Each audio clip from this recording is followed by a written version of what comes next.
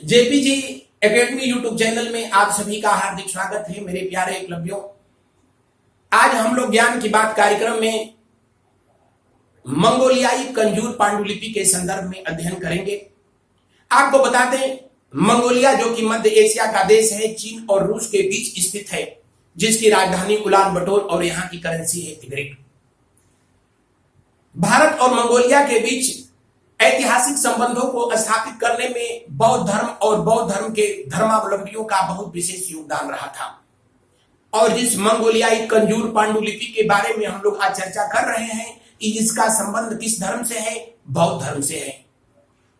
आपको बता दें, पांडुलिपि का मतलब ही होता है प्राचीन धर्म ग्रंथ जो कि हाथों से लिखा हुआ है, यानी हस्तलिखित प्राचीन धर्म ग्रंथों को ही पांडुलिपि कहा जाता है। और विश्व में सबसे अधिक पांडुलिपि भारत के पास है, लगभग 10 मिलियन। मंगोलियाई कंजूर पांडुलिपि जो कि 108 खंडों का प्राचीन बौद्ध धर्म ग्रंथ है, जिसमें भगवान बुद्ध के उपदेशों को शब्द रूप दिया गया है।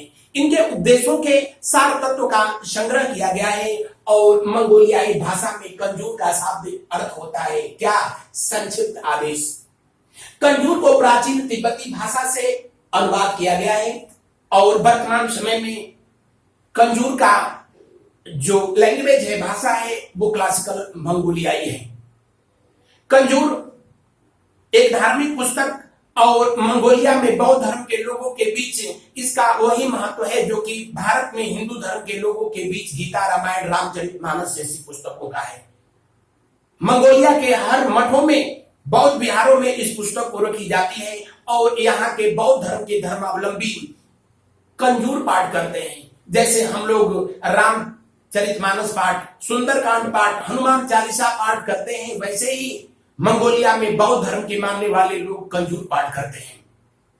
जब विदेशी आक्रांताओं का आक्रमण हुआ मंगोलिया पर, तलवार के दम पर धर्म परिवर्तन कराए गए, तो इन प्राचीनतम धर्म ग्रंथों को नष्ट कर दिया गया, आग के हवाले कर दिया गया।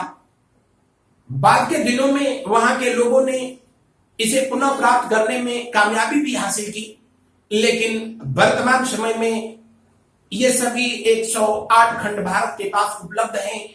इसलिए मंगोलिया सरकार और भारत सरकार के संस्कृति मंत्रालय के बीच किए गए निर्णय के अनुसार भारत सरकार इसका पुनर्मुद्रण करने की परियोजना शुरू किया है। जैसा कि आप देख रहे हैं, भारत सरकार के संस्कृति मंत्रालय के द्वारा राष्ट्रीय पांडुलिपि मिशन NMM के तहत कंजूर पांडुलिपि के सभी 108 खंडों का पुनः प्रकाशित करने की परियोजना शुरू किया गया है। जी बिल्कुल सही। और आपको बता दें कि राष्ट्रीय पांडुलिपि मिशन यानी नेशनल मैन्युस्क्रिप्ट मिशन, जिसकी शुरुआत पर्यटन और संस्कृति मंत्रालय के तहत 2003 में प्रधानमंत्री अटल बिहारी वाजपेयी और राष्ट्रपति डॉक्टर APJ अब्दुल कलाम के कार्यकाल में शुरू किया गया था। इस मिशन का उद्देश्य ही था क्या? प्राचीनतम पांडुलिपियों का संग्रह करना, उनका संरक्षण करना। और 4 जुलाई 2020 को गुरु पूर्णिमा के दिन, जिसे वर्ष 2020 से अब धम्म चक्र दिवस के रूप में मनाया जाएगा, इस दिन इन 108 कंजूर मंगोलियाई पांडुलिपि में से 5 खंडों का प्रति राष्ट्रपति महोदय को केंद्रीय संस्कृति मंत्री प्रहलाद सिंह पटेल के द्वारा दिया गया तथा 108 खंडों में से 5 प्रतियां मंगोलिया के राजदूत जो कि भारत में हैं, उनको भेंट किया गया। राष्ट्रीय पांडुलिपि मिशन के तहत इन सभी 108 खंडों का मार्च 2022 तक पुनर्मुद्रण करा दिया जाएगा। यही है मंगोलियाई कंजूर पांडुलिपि पुनर्मुद्रण परियोजना। जिस विद्वान के देखरेख में इस परियोजना को चलाया जाएगा, उनका नाम है प्रोफेसर लोकेश चंद्र। क्या नाम है? Professor Lokesh Chandra.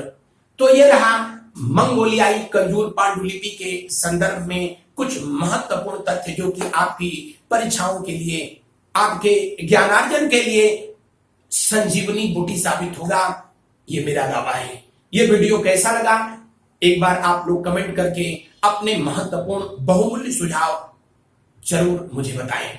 Thank you, धन्यवाद।